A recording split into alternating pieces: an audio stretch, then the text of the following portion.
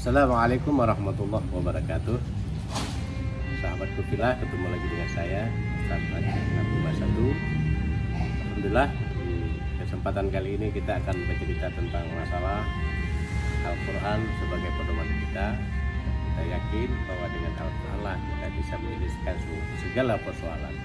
Namun yang paling ingin saya sampaikan adalah Al-Baqarah ayat 121, di mana Allah menyampaikan alladzina atainahumul kitaba yatlunahu haqqa tilawati.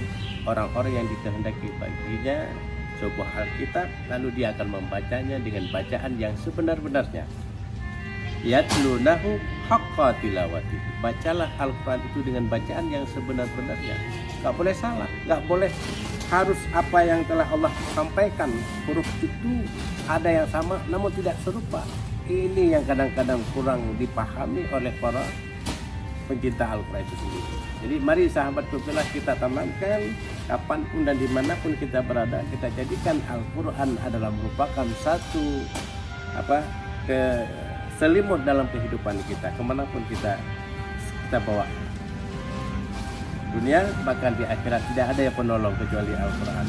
Lalu kalau kita bacanya dengan bacaan yang sebenar-benarnya, Allah akan golongkan kita ulaika yu'minuna bi. Mereka itulah orang-orang yang beriman kepada Al-Quran. Wa may yakfur bi, kata Allah, dan jika engkau ingkar kepada Al-Quran, maka Allah katakan dalam surat Al-Baqarah tadi, fa ulaika humul khasirun, maka kalian akan digolongkan kepada orang-orang yang kalian akan dimasukkan ke dalam golongan orang-orang itu. Nauzubillah.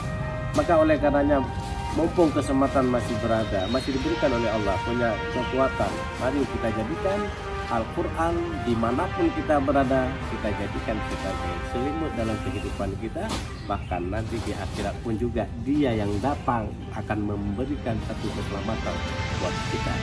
Barang siapa yang selalu membaca Al-Quran di dunia ini, maka nanti di yaumil kiamat Al-Quran ini akan datang membawa syafaat bagi si pembacanya. Itulah kata Nabi. Mudah-mudahan ini akan mengantarkan bahwa kita terus memahami Al-Quran, baik dari segi bacanya, apalagi kita memahami cara penafsirannya, dan apalagi kita mampu mengamalkannya. Insya Allah kita akan menjadi hamba yang Qur'aniyah. Barakallahu lakum wa baraka alaikum. Mudah-mudahan kita akan bertemu lagi. Wassalamualaikum warahmatullahi wabarakatuh.